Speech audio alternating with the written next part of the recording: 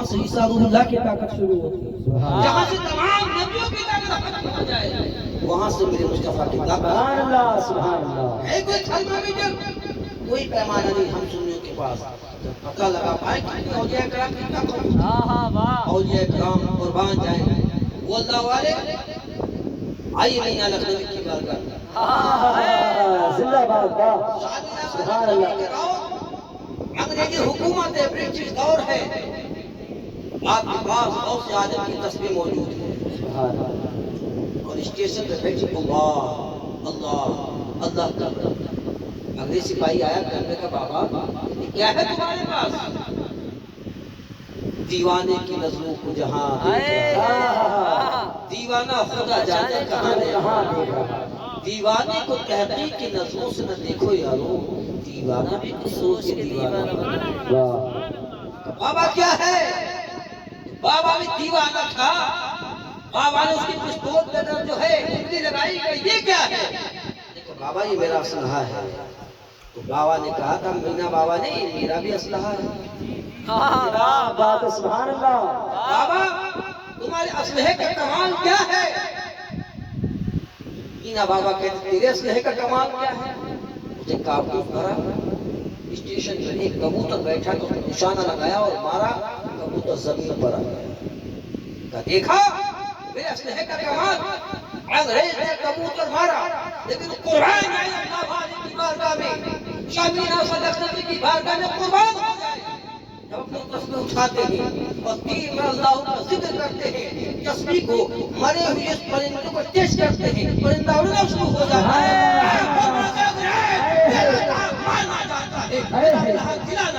زندہ باد زندہ باد. سبحان اللہ. نعرہ تکبیر، نعرہ رسالت، مسلک اعلی حضرت حضور جامعہ صاحب قبلہ حسین میلاد النبی. نعرہ تکبیر. یہ راستہ ماننا جاتا ہے، میرا اسلحہ جلانا جاتا ہے. ارے جب ان کے گدھا بھر دیتے ہیں شاہان زمانہ کی جھولی، محتاج کا جب یہ عالم ہے، مختار کا عالم کیا ہوگا. یہ جب انگریز نے دیکھا تو دنگ رہ گیا اور بابا کے قدموں پہ بابا اللہ کی قسم تم سچے ہو، تمہارا دین سچا ہے، تمہارا قرآن سچا ہے. مجھے کلمہ پڑھا کہ مسلمان بنا لو. فوراً کلمہ پڑھ کر مسلمان بنا لو. یہی مینا بابا کیوں میں مجھے تو مینا بابا کی بات اس لیے یاد آئی کہ میں پرانا مینائی ہوں. سب سے پرانی خلافت، سب سے پہلی خلافت مجھے شاہ مینا سے لکھنوی کی آتی ہے. سبحان اللہ. تو اور پھر ہمارا علاقہ پڑتا ہے لکھنؤ، منڈل میں ہمارا لکھنؤ ہے. اور سارے بزرگ کہیں بھی وہ سب ہمارے ہیں، لیکن وہاں قربت زیادہ رہی مینا لکھنوی سے. مینا بابا پھر ایک بیٹھے ایک املی کے پیڑ کے نیچے. لوگ کہتے ہیں کہ اللہ والے ایک جگہ کیسے سینکڑوں دن اکٹھے ہو جاتے ہیں، وہ بتانا چاہتے ہیں. املی کے پیڑ کے نیچے بابا قرآن پڑھ رہے. اگلے سپاہی آ گیا اور دم دے گیا، وہ ناراض ہوا کیونکہ جب انگریز سپاہی آتے تھے ان کے ادب کے لوگ کھڑے ہو گئے. لیکن اللہ والوں کو میں نے کہا کوئی ڈر ہوتا ہی نہیں. قرآن کہہ رہا ہے اللہ والوں کو نہ خوف ہے نہ ڈر ہے، تو کسی کا ڈر نہیں. انگریز کہنے لگا بابا یہی سیکھا ہے تمہیں، تو بھی سیکھا ہے. میں اس علاقے کا کوتوال ہوں، تمہارا نہیں سیکھا. کھڑے نہیں ہوئے. آپ فرماتے سن، اگر مینا کھڑا ہوتا ہے تو اپنے پیر کے لیے اپنے استاد کے لیے کھڑا ہوتا ہے. کہا بابا یہ کیا ہے؟ یہ قرآن ہے. اور پھر آپ نے ایک جملہ اس میں کہا تھا سن میں غوث کا غلام ہوں، میں کسی سے ڈرتا نہیں. وہ کیا لگے جس پہ ہدایت کا ہو بنجا تیرا، شیر کو خطرے میں نہیں کتا تیرا. تجھ سے در تن سے سب سے ہے ہم کو نسبت، حشر تک میرے گلے میں دور کر دورا تیرا. کیا بات. سبحان اللہ. کانگریس ہم ڈرتے نہیں ہیں. ہم غوث کو غلام کا. اچھا اس غوث کی بات کرتے ہو جن کے بارے میں بڑی جھوٹی سچی بات دی کہ ایک وقت میں 72 جگہ دعوت کھائی گئی. کیا بات. 72 جگہ غوث عالم دعوت کھائی. رمضان کا مہینہ تھا، حضور آیا، حضور آپ روزہ افطار میرے گھر پہ کریں. ٹھیک. دوسرا آیا، تیسرا آیا، چوتھا آیا. آتے رہے آپ دعوت اپنے صبح کا وقت ہوا، فجر کی نماز سے پوری بڑا مچل رہا ہے، مسکرا رہا ہے۔ اس سے پوچھا بھائی بڑے مسکرا رہے ہو، بڑے خوش ہو، کیا بات ہے؟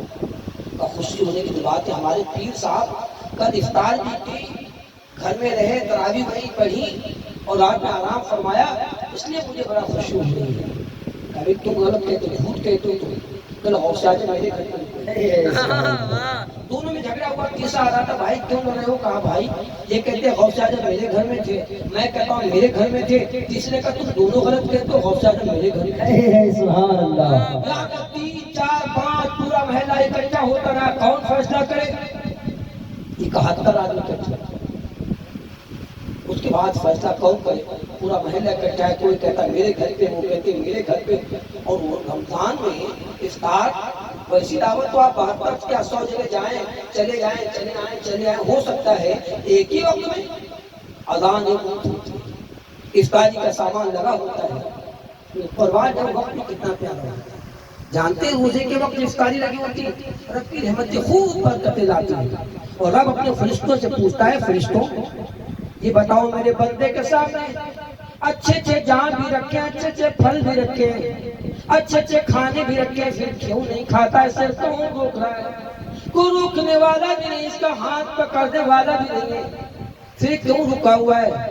فرشتے کہتے باری الہ، تیرا بندہ تیرے حکم کا انتظار کر رہا ہے، جب تک کہ تیرا حکم نہیں ہو جائے گا کھائے گا نہیں۔ رب ارشاد فرماتا فرشتوں تم گواہ ہو جاؤ کہ افطاری کرنے سے پہلے پہلے اس کی خطاؤں کو معاف کر دو۔ سبحان اللہ، سبحان اللہ، زندہ باد، زندہ باد۔ کتنا پیارا